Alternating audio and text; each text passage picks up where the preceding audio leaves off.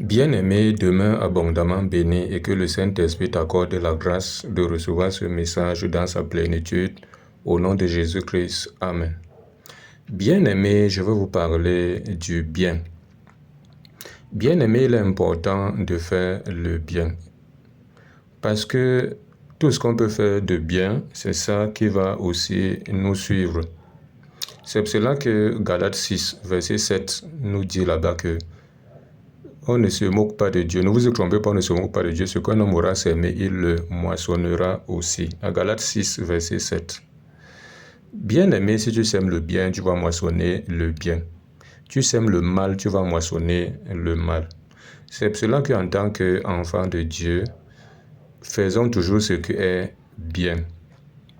Partout où nous sommes, dans nos lieux de service, dans nos familles, à l'école, partout où nous nous trouvons, faisons ce qui est bien. Parce que le bien aussi va nous suivre demain après demain. Même si nous-mêmes on ne moissonne pas ça, même si nos progénitures, ils vont moissonner ce bien-là. Et Dieu étant un Dieu de justice, étant un Dieu de vérité, il veille sur sa parole pour l'exécuter. Forcément, ayant fait le bien sur terre, on va aussi moissonner ce même bien sur terre avant même de partir. Bien aimé, il y a d'autres enfants aujourd'hui qui récoltent le bien.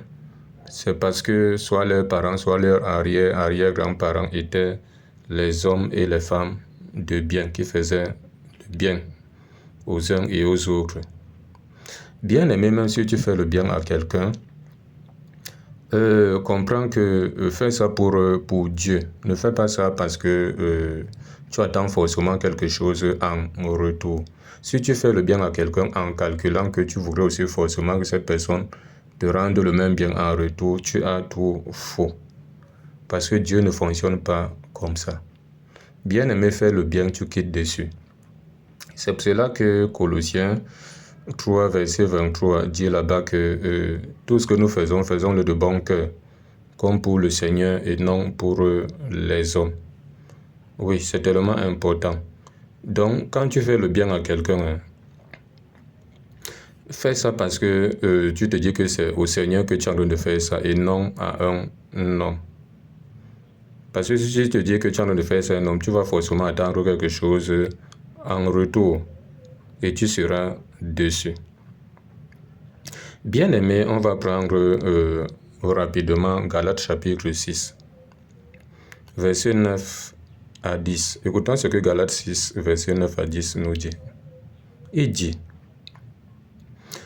ne nous lassons pas de faire le bien, car nous moissonnerons au temps convenable si nous ne nous relâchons pas. Donc ne te lasse pas de faire le bien. À chaque fois quand tu as une occasion de faire le bien à quelqu'un, fais ce bien-là. Ne te lasse pas. Le jour que tu vas te lasser de faire le bien parce que peut-être quelqu'un t'a déçu, tu ne moissonneras pas ce bien-là. Parce qu'il dit ici là que quand nous moissonnerons au temps convenable, si nous ne nous relâchons pas, si tu te relâches, tu ne pourras pas moissonner. C'est pour cela que faire le bien d'une manière désintéressée, tu fais le bien, tu n'attends pas quelque chose en retour. Tu le fais juste parce que tu es en train de faire cela à ton semblable qui est fait à l'image de Dieu. Donc c'est à Dieu que tu es en train de faire ce bien-là. C'est pour cela qu'on voit dans la parole de Dieu, à Matthieu 25 là-bas, à partir du verset, je crois, 31 jusqu'au verset 46, où le Seigneur dit que voilà, les brebis seront à gauche, et les brebis seront à droite, les boucs à gauche. Et celui-là, le roi là va dire que j'avais faim, vous ne m'avez pas donné à manger, j'avais soif, vous ne m'avez pas donné à boire. Et les gens vont lui dire que où t'avons-nous vu et on ne te l'a pas fait. Il va dire à chaque fois que tu n'as pas fait cela à ton prochain, c'est en moi que tu ne l'as pas fait. Et les autres, il va dire que j'avais faim, vous m'avez donné à manger, j'étais en prison, vous m'avez visité. J'avais soif, vous m'avez donné à boire, j'étais nu, vous m'avez revêtu. Et si aussi on lui dit que nous t'avons vu, nous t'avons fait toutes ces choses, il va dire que à chaque fois que vous avez fait ça à l'un de mes plus petits, c'est à moi que vous avez fait ces choses. Donc on voit ici là qu'il parlait là du bien. Tu ne peux pas dire que tu es un chrétien, mais faire le bien à quelqu'un, c'est tout un problème. Ce qui n'est pas bon. On continue ici. Écoutons ce que la parole nous dit ici. On va continuer. Voilà, Galates, on est toujours à Galates 6, verset 10. Il dit, ainsi donc, pendant que nous en avons l'occasion, pratiquons le bien envers tous et surtout envers les frères en la foi. Pratiquons le bien envers tous. Il dit, et surtout envers les frères en la foi. Donc, sache que bien qu'il faille que nous pratiquions le bien envers tous, ce qui est recommandé par la parole de Dieu, sachant aussi que il faudrait aussi que la priorité soit pour les frères en la foi. Il y a même un langage mondain qui dit que la bonne charité commence par soi-même. Parce que ton frère en Christ est ton vrai frère. Parce que vous servez le même Dieu, vous avez le même esprit. Et demain après demain, vous allez hériter le royaume des cieux. Parce que la famille spirituelle est plus que la famille charnelle. Mais on n'est pas en train d'interdire ici de faire le bien aux autres, parce qu'il faut forcément que cela se limite à la famille spirituelle. On dit envers tous, et surtout envers les frères en la foi. Écoutons ce que Romains 12 nous dit ici. Romains chapitre 12, à partir du verset 17, il dit, ne rendez à personne le mal pour le mal. Il dit, recherchez ce qui est bien devant tous les hommes. Recherchez toujours ce qui est bien devant tous les hommes. Il dit, s'il est possible, autant que cela dépend de vous, soyez en paix avec tous les hommes. Il continue, il dit, ne vous vengez point vous-même, bien-aimés, mais laissez agir la colère, car il est écrit, à moi la vengeance, à moi la rétribution, dit le Seigneur. Mais si ton ennemi a faim, donne-lui à manger, s'il a soif, donne-lui à boire, car en agissant ainsi, tu amasseras des charbons ardents sur sa tête. Vous allez trouver d'autres que faire le bien à quelqu'un que ce dernier-là est considéré comme, je ne sais pas, un sorcier ou un marabout, un magicien, un Goliath de leur famille. Ils ont tellement peur jusqu'à... Oh, ce n'est pas bon. Il va te faire quoi? C'est pour cela que 1 Pierre 3 là-bas, verset, je crois, 13, dit que qui nous maltraitera si nous sommes zélés pour le bien. Qui va te maltraiter? Sois zélé pour le bien. 1 Pierre 3, verset 13, c'est écrit là-bas.